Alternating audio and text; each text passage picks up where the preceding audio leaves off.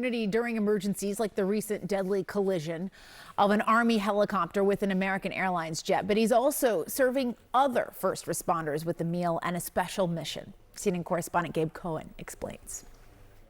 Today we're just preparing the food that we're going to enjoy tomorrow. So salmon, green beans, going to do chicken. In this bustling kitchen, Jonathan Tate is on a mission to serve more than meals. What does a first responder do when they can't respond?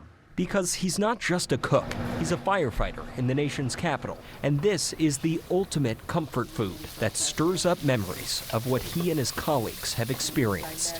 Ongoing support is needed for those first responders, just based on the fact that it wasn't business as usual that day.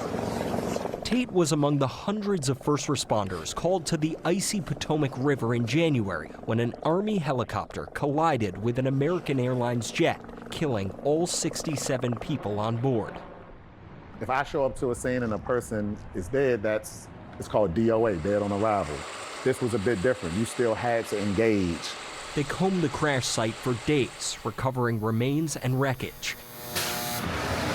And throughout it, Tate brought in hot meals to keep the emergency crews fed on the front lines.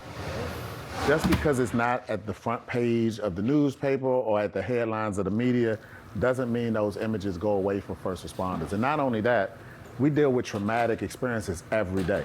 I felt like it was the opportune time to start Food for Thought. Tate, who runs a nonprofit feeding healthy meals to firefighters, came up with another simple yet profound recipe. Bring together first responders every Thursday for a hot meal and a safe space to seek mental health services. He hopes this program will become available to first responders nationwide. Recognizing that when we're unpacking memories, we need to process it in an expressive way. Getting people moving, doing breathing exercises, but then also having them stop to think. I don't know that in between calls they get that opportunity. Some of them are battling PTSD, which by one estimate, about 1 in 3 first responders develop.